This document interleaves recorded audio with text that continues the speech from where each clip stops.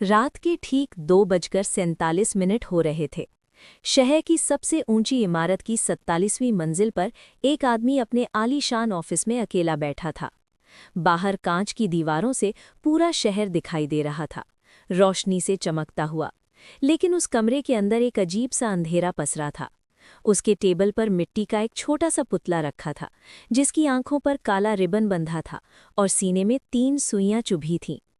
अनिल मल्होत्रा का नाम शहर के सबसे बड़े बिजनेसमैन में गिना जाता था। उसके पास सब कुछ था, महंगी गाड़ियां, बड़ा बंगला और कामयाबी। एक प्रेस कॉन्फ्रेंस के दौरान उनसे एक सवाल पूछा गया।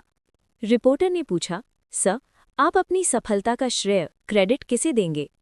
अनिल ने जवाब दिया, अपनी सफलता का श्रेय मैं खुद को दूंगा, क्योंकि मेरी मेहनत, मेरा तजुर्बा और मेरी किस्मत, तीनों का शानदार कॉम्बिनेशन है मेरी सक्सेस। रिपोर्टर ने आगे पूछा, अनिल सर, सब कुछ होते हुए भी फिर भी कुछ तो ऐसा होगा जो आपको भीतर ही भीतर परेशान करता होगा। अनिल इस सवाल पर चुप हो गया। उसके अंदर जलन थी अपने राइवल नमन अग्रवाल के लिए। रिपोर्टर ने फिर पूछा, आपके बिजनेस राइवल नमन अग्रवाल सर की कंपनी अचानक तेजी से बढ़ने लगी है, मगर आपके कुछ प्रोजेक्ट्स फेल हो रहे हैं, इसके पीछे की क्या वजह है? अनिल ने गुस्से में कहा, अब ये तो बिजनेस है, कभी कुछ चलता रहता है। Next question please. अनिल अपने ऑफिस आया तो पता चला कि एक और बड़ा कॉन्ट्रैक्ट नमन को मिल गया है। अनिल गुस्से में पागल हो गया। उसे लगने लगा कि नमन ने उसके कारोबार पर नज़र लगा दी है। एक दिन वो अपनी कार में जा रहा था।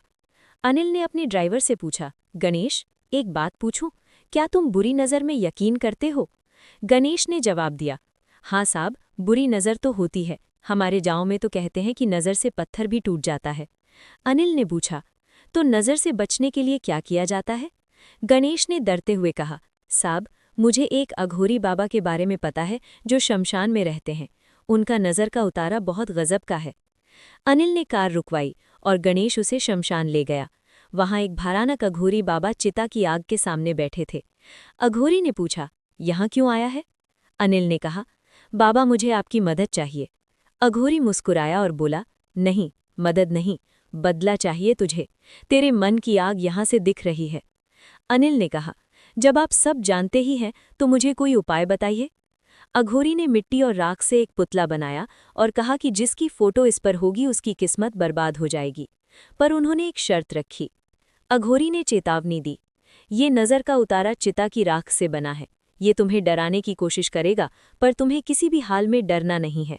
अगर डर गए तो ये जादू पलट जाएगा और तुम्हारे बुरे दिन शुरू होंगे। अनिल ने गर्व से कहा, मैं डरने वालों में से नहीं हूं। कुछ ही हफ्तों में सब बदलने लगा। नमन बर्बाद होने लगा, उसका एक्सीडेंट तक हो गया। अनिल बहुत खुश था, लेकिन जल्द ही उसके साथ अजीब चीजें होने लगीं। एक रात उसने देखा कि ऑफिस में रखा वो पुतला अपने आप हिल रहा था। अनिल ने डर कर सोचा, ये सब क्या हो रहा है? कहीं मेरे मन का भ्रम तो नहीं? अगली रात उसने सपने में नमन को देखते हुए सुना, जादू जरूर पलटेगा। अनिल पसीने में भीग कर उठा।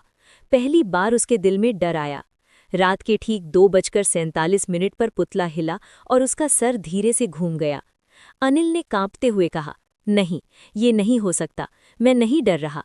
लेकिन जैसे ही उसने पुतला पलटा, उसकी सांस अटक गई। पुतले पर अब नमन की नहीं, बल्कि अनिल की अपनी फोटो लगी थी। अघोरी की भारी आवाज गूंजी, मैंने कहा था, डरोगे तो जादू पलट जाएगा। अगले कुछ महीनों में अनिल दिवालिया हो गया। एक दिन वो सड़क पर भीख मांग रहा था, तभी उसके सामने नमन आकर खड़ा हुआ। नमन ने कहा, जानते हो अनिल, मैंने तुम्हारा बुरा करने के लिए कभी कुछ नहीं किया। तुम्हें किसी ने बर्बाद नहीं किया। ये सब तुम्हारी अपनी नज़र का असर है। नमन ने वो पुतला तोड़ दिया। अनिल चीख पड़ा, पर अब उसकी चीख सुनने वाला कोई नहीं था। जिस आग में उसने किसी और को जलाना चाहा था, अब वही आग उसे हर दिन अंदर से जला रही थी।